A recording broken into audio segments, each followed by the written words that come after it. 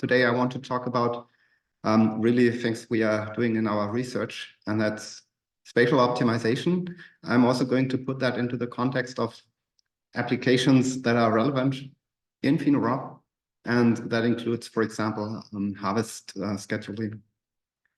So to talk about spatial optimization in the first place, there's a very typical problem called spatial unit allocation, where you are given a subdivision of the plane into areas, and now you want to select some of these areas. For example, you want to buy as much land as possible with a given amount of money, where every area here has a certain price. So this is actually a well-known problem in computer science. It's called the knapsack problem. This has so far nothing to do with spatial optimization because there are no spatial criteria here, except that we measure the size of this patch of land based on the area. However, what makes spatial optimization now unique is that we have really spatial criteria. For example, the compactness of this selected patch of land, meaning that these different areas that are selected, they should be close together. Or something different that's called contiguity, meaning these patches here, they form one contiguous region, sometimes also called connected region. Yeah, so much of my presentation today will deal with problems where this contiguity or connectivity is important. Okay, to give you an outline of my presentation, basically I will go along 3 publications. The first one is about harvest scheduling. I selected this paper for 2 reasons. And the first reason is that, well, I think this is probably quite obviously related to PhenoRob, although it's about forest harvesting and not field crop harvesting. However, I think similar concepts are useful also for field crops. But primarily also this one publication here had a substantial impact on our work. So especially here the paper on districting and visualization of trade agreements that I will present later in my presentation. They are actually based on a technique which was introduced in this paper by Carvajal et al. In the context of forest harvesting. Okay, and let me introduce this first paper first. So, well, we are given somehow a forest, and of course it's somehow something where we would like to harvest the timber. And of course, it's our aim to maximize profit on the one hand. However, this forest is also important for animals, and we want to protect their habitat. So these are 2 competing users of the forest, of course. Well, and it's about scheduling, so it's basically a multi-temporal problem. It's now in different time steps. We have to decide which stands of forest. So a stand is like the minimal mapping unit here, which stands of the forest you are harvesting. Yeah, so for every stand V, we want to decide or whether or not it is harvested at a certain time step T. And so the only objective here that is optimized is actually the profit.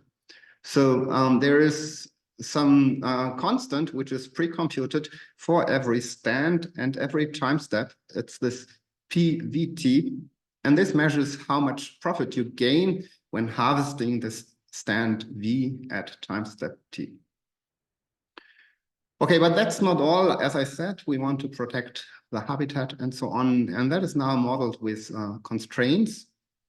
So the first constraint is simply that each stand must be harvested at most once, meaning that the planning horizon here is rather limited. Yeah, so we consider just 1 generation of trees.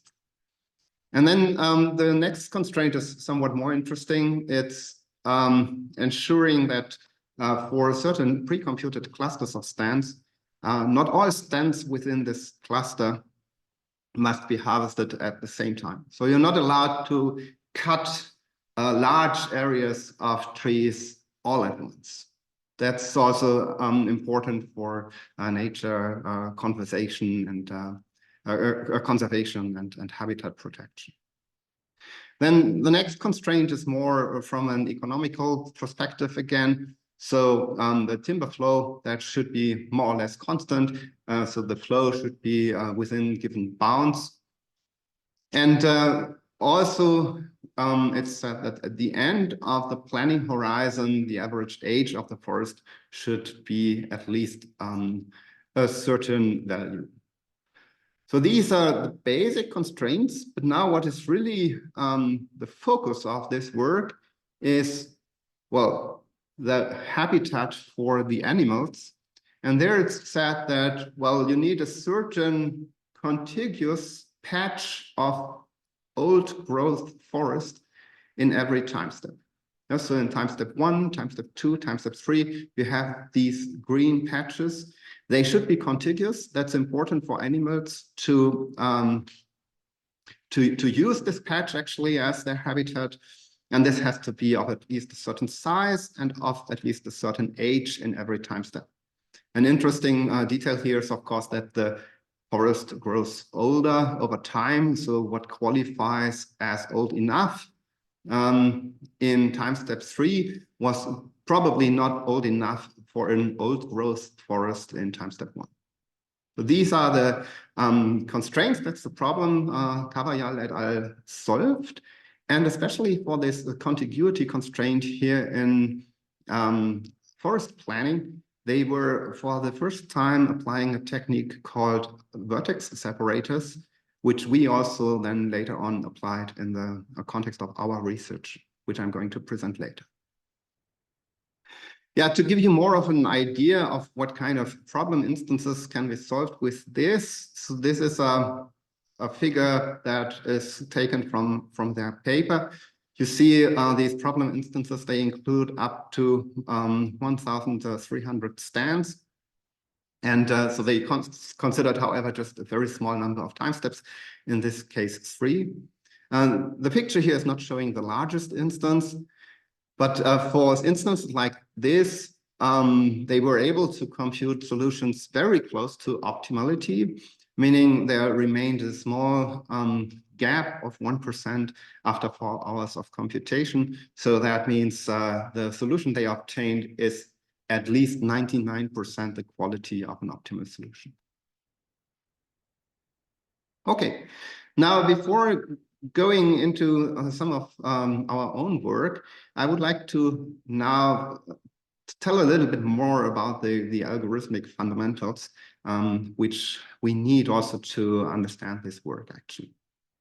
And well, first of all, this is all about mathematical programming, which means that we have a real world problem in our case. And in the first place, we have to express this in terms of a mathematical program, which means we have an optimization objective and a set of constraints. And in linear programming, specifically, the constraints, they have this linear form. So here we have 2 variables, x1 and x2, and it's just a linear combination of these variables, which we want to minimize in this case. And also the constraints, are all inequalities, and also they have only linear terms. So there's a nice geometric interpretation for this. We have these 3 inequalities here in this case, and each of them corresponds actually to a half plane in this case. So one inequality, this one here, for example, it constrains the solutions to one side of this straight line. And taking all the constraints together, that constrains our solution to this convex polygon. So only these gray shaded points now are feasible. And among these feasible points, we find the one minimizing this objective, and that we can find here.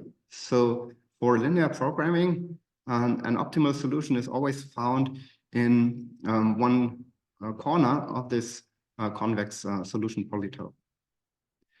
And this can be solved efficiently with existing mathematical solvers with millions of variables. So this is really easy. And however, the thing changes substantially if we constrain our variables to integer values. Yeah, so here we have real valued variables. However, now the variables are constrained to integer numbers. Here in this geometric interpretation, you see this integer grid, and only the points in this integer grid are feasible. So instead of having an optimal solution in the corner of this polygon here, we find a solution here at this point of the grid. So also for this class of problems, there exist mathematical solvers. They use a technique called branch and cut. Unfortunately, this is not as efficient as linear programming. So in the worst case, these solvers need an exponential running time. However, also for real-world problem instances, often these solvers are quite fast.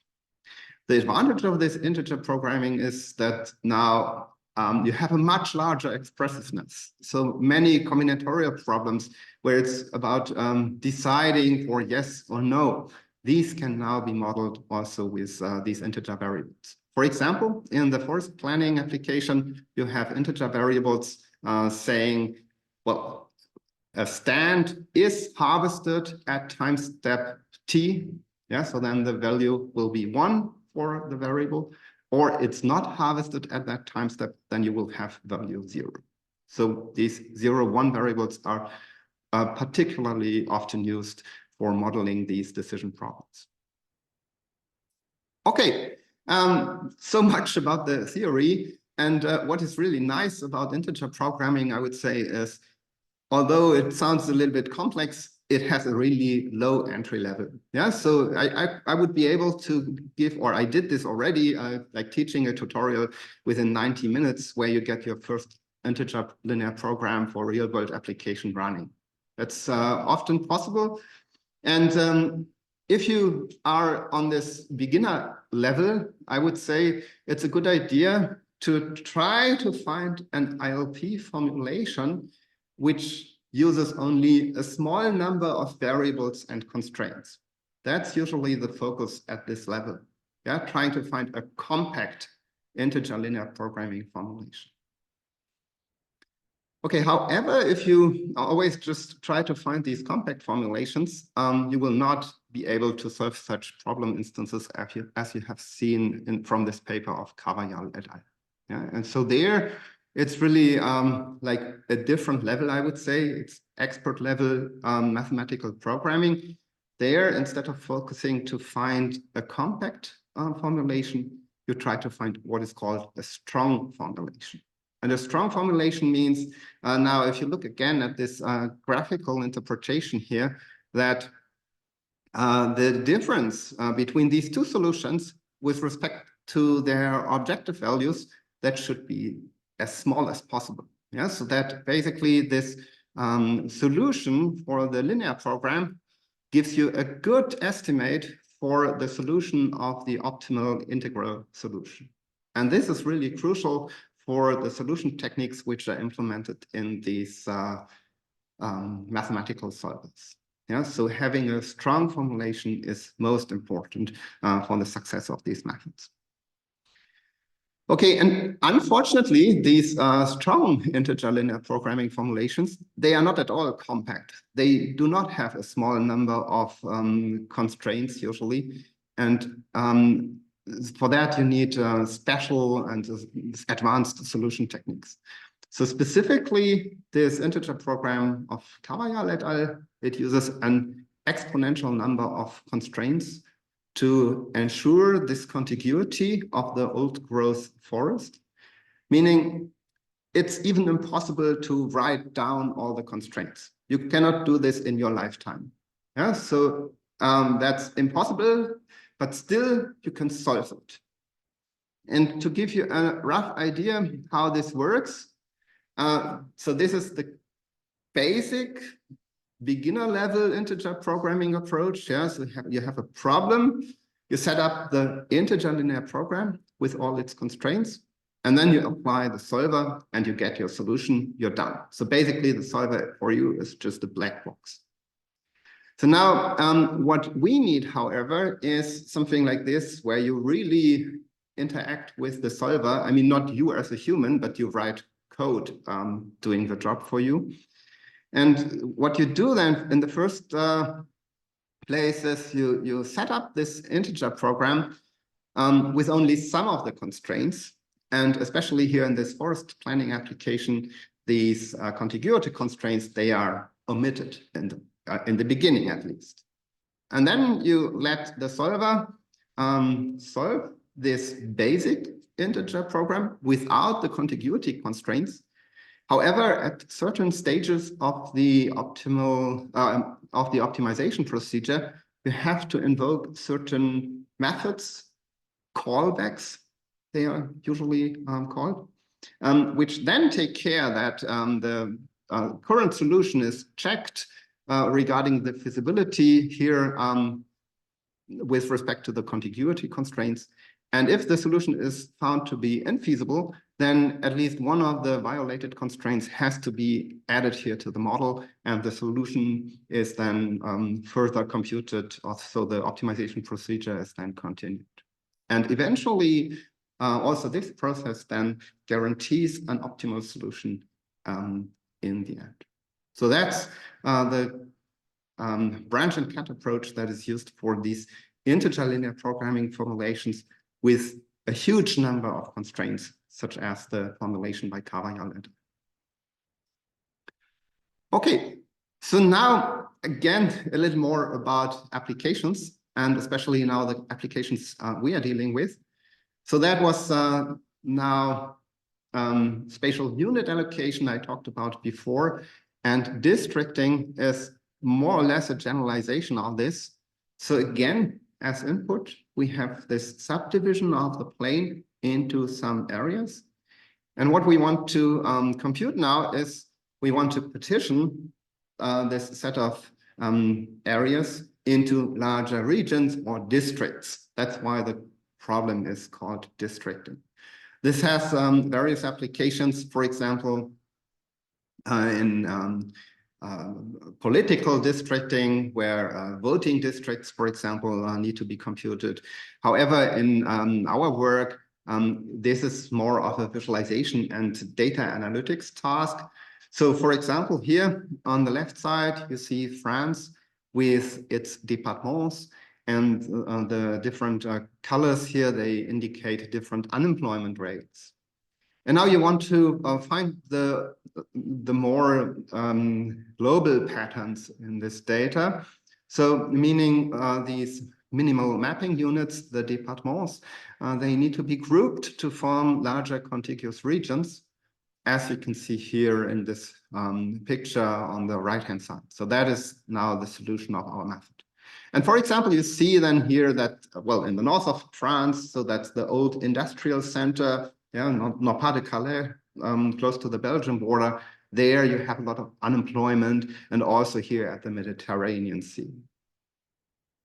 So this is a data summarization application.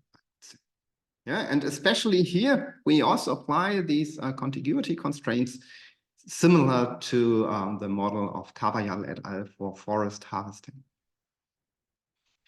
So to be a little bit more clear about the criteria that we apply, again, these output districts, they should be contiguous. Then we say these output districts, they should not be below a certain size threshold regarding the population.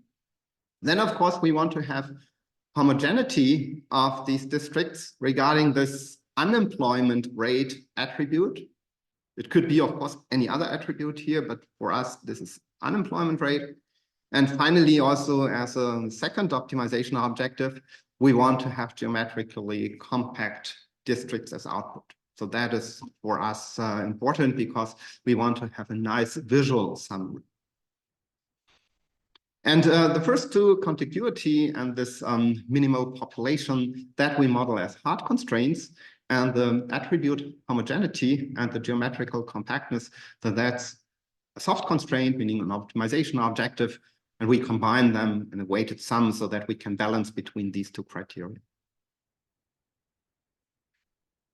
Okay, we are in our work also looking at the computational complexity of these problems. In particular, this problem has been found out by us to be NP-hard, and that motivates then also or justifies the application of such heavy tools as integer linear programming. Well, a little bit more of detail about this method. So what is very common here is that we look, of course, at the application in terms of areas and polygons.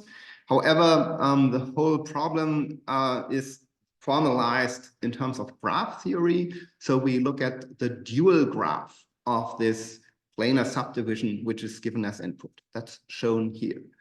And now what we need to do is basically for this graph, we need to decide which of its vertices are selected as centers of the output districts.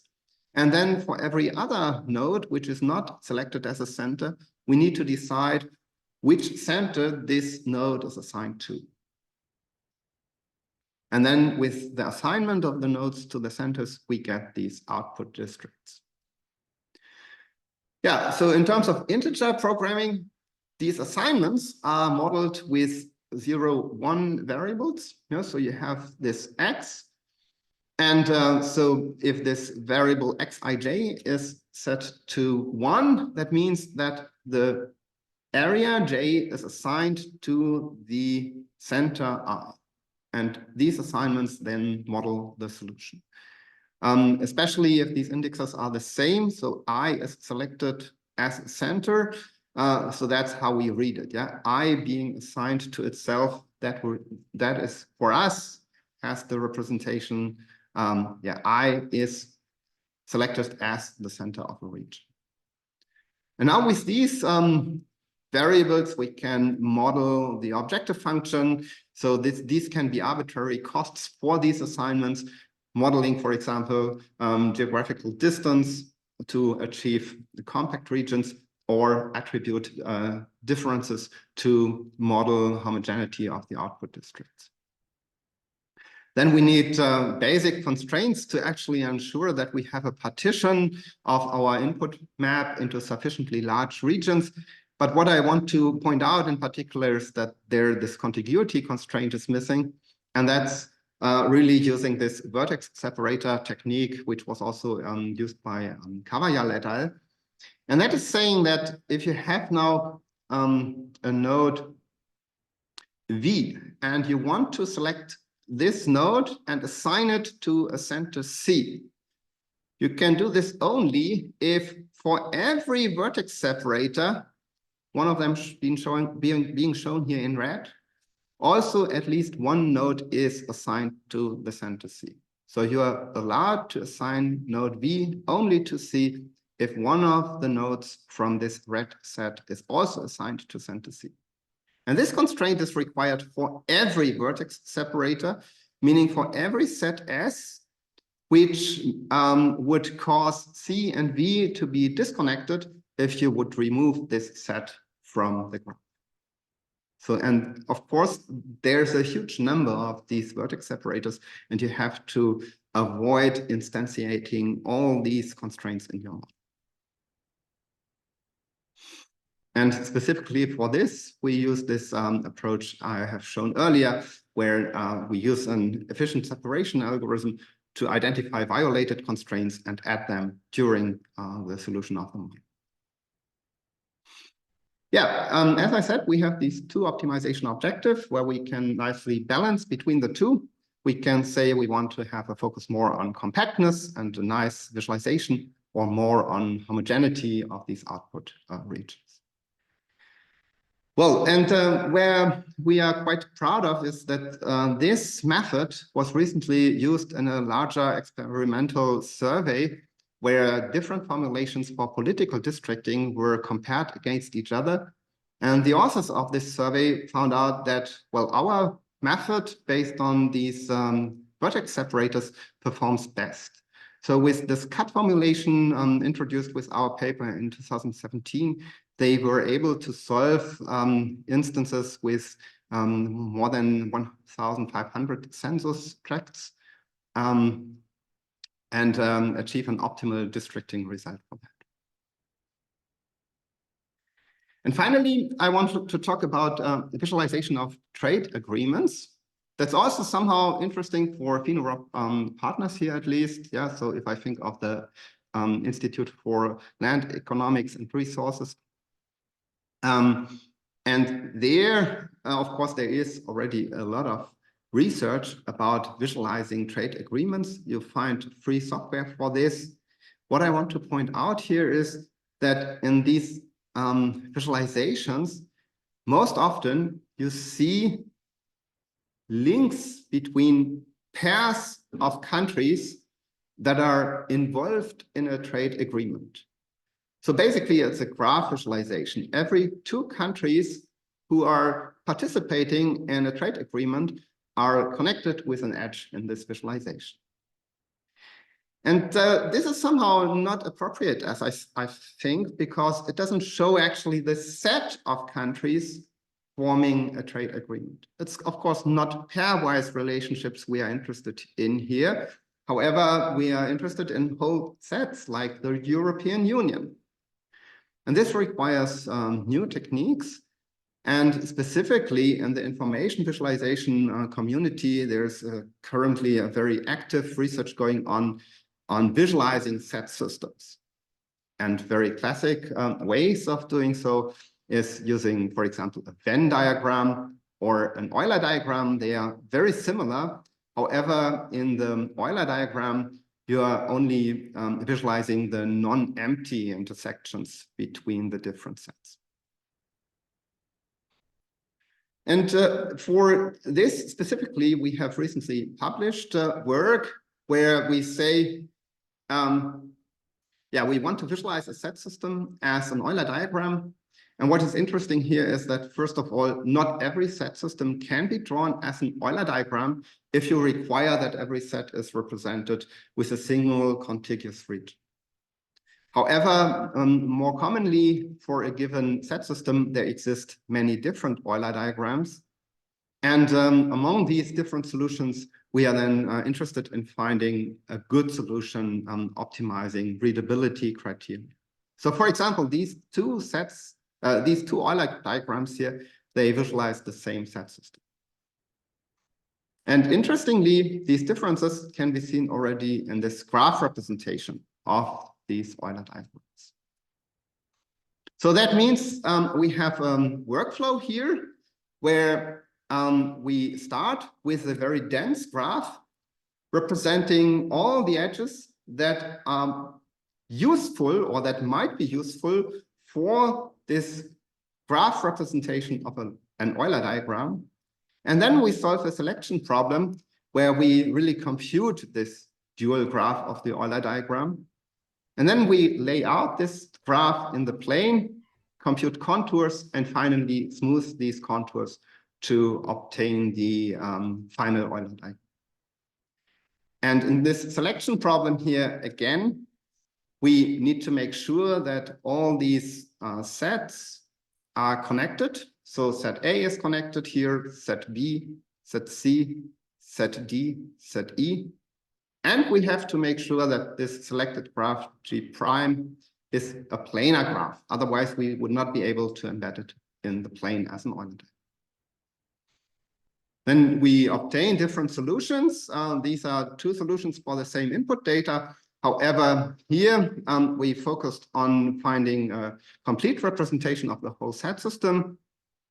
Versus here, we try to optimize for the well-formed criteria.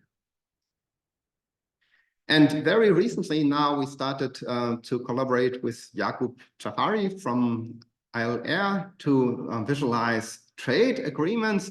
And this really started off really like 2 weeks ago. And I can only show some very first result coming out of this, where you see now the European Community, founded in 1958, and then together with different trade agreements found then in the succeeding years. Okay, with that, I'm at the end of my presentation. I want to summarize that integer linear programming is, of course, an often successful method for solving problems of high computational complexity. Specifically, it's exact optimization. That's good for problems where really a small difference in quality matters a lot, but also for problems where you are not that sure about how to formalize the problem. So it's good for model development because you can really set up constraints and optimization criteria and see how these are then reflected in an optimal solution to the model. And that's specifically important for visualization tasks. Well, currently we are working on several other problems in this context. For example, we want to visualize knowledge graphs in the context of the data management, also of the data management in PhenoRob. We are also working on many-to-many polygon matching currently, which could become relevant for object tracking. And we are working on spatial downscaling methods using integer programming. But I'm also open for other ideas, for example, crop rotation and optimal field arrangements. And I've seen that people are working also with farm mapping units, which are actually built using a districting approach, often, however, nowadays, heuristics. And with that, I'm at the end of my presentation, and I thank you very much for your attention.